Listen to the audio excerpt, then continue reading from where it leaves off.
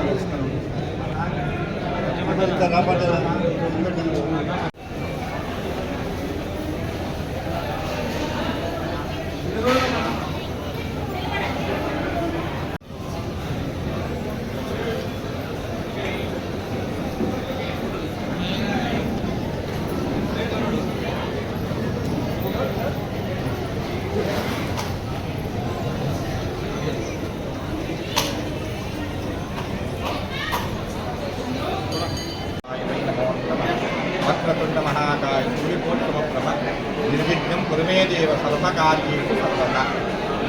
ఈరోజు స్వస్తి శ్రీ చాంద్రమాన శ్రీ క్రోధినామ సంవత్సరం దక్షిణాయనం పరిషత్తు భాద్రపద మాసం శుక్లపక్షం అంటే వినాయక చవితి. మన సంగారెడ్డి జిల్లాలో మతంచెరు మండలం ఉగ్రారం గ్రామ గణేష్ గడ్డ సిద్ధి వినాయక స్వామి స్వయంగా వెలిసినటువంటి శ్రీ సిద్ధి వినాయక స్వామి బ్రహ్మోత్సవం వార్షిక బ్రహ్మోత్సవం ఈ వినాయక చవితి మొదలుకొని 17 తారీఖు మంగళవారం వరకు ప్రతిరోజు ఉదయం నుంచి రాత్రి వరకు విశేష కార్యక్రమాలు జరపబడుతుంటాయి.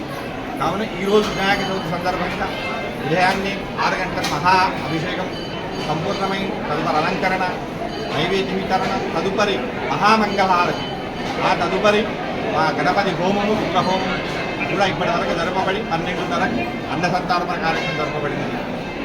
సాయంత్రము 6 గంటలకు పల్లకి సేవ.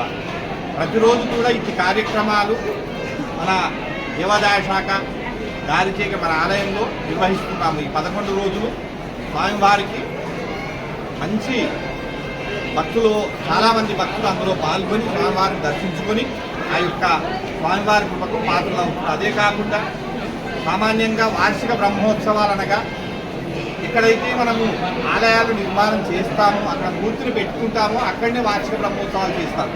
అంటే ఎప్పుడు మనమైతే ప్రతిష్టాపన చేసామో దాన్ని వార్షిక బ్రహ్మోత్సవాలు అంటారు. కానీ మన దగ్గర ఉన్నటువంటి స్వయంభూ గణపతి సాక్షాత్తు ఆ గణపతి తానే తన పుట్టినరోజు వినాయక చవితి మొదలుకొనే ఈ కార్యక్రమాలు జరుపుకుంటున్నాడు. విశేషమైనటువంటిది కాబట్టి ఈ యొక్క కార్యక్రమంలో అందరూ పాల్గొని ఆ యొక్క స్వామివారి కృపకు పాత్రలు కావలసిందిగా కోరుతున్నాము. 17వ తారీఖు రోజు ఉదయం నుంచి అభిషేకం ముగించిన తర్వాత మహామంగళ అయిన పిదప మన హోమ కార్యక్రమంలో తదుపరి పూర్ణాహుతి కార్యక్రమం ఉంటుంది. పూర్ణాహుతి అయిన తర్వాత సాయంత్రం 4 గంటలకు పల్లకి సేవ తదుపరి లడ్డూ వేలం. అయితే మన ఆలయంలో లడ్డూ వేలము 3 రకాలుగా విభజించబడుతుంది. ఒకటి 11 రోజులు, ఒకటి 5 రోజులు, ఒకటి 3 రోజులు. కాబట్టి ఈ యొక్క వేలంపాట్లో చాలామంది భక్తులు నాకు కావాలి చాలామంది భక్తులు పాల్గొంటారు.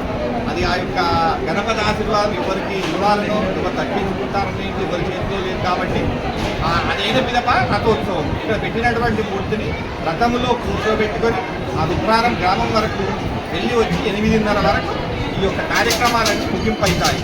కాబట్టి భక్తులందరూ కూడా ఈ కార్యక్రమాన్ని వీక్షించి ఇందులో పాల్గొని శ్రీ సిద్ధి వినాయక స్వామి కృపకు పాత్రలు కావాలని కోరుకుంటూ మా ఆశీర్వాదం ఉండాలని కోరుకుంటూ అలాగే సిద్ధి వినాయక స్వామి ఆశీర్వాదం ఇందుగా ఉండాలని కోరుకుంటూ శ్రీ చంద్రశేఖర్ పంతులు గణేష్ గడ్డ జై గణేష్ జై జై గణేష్.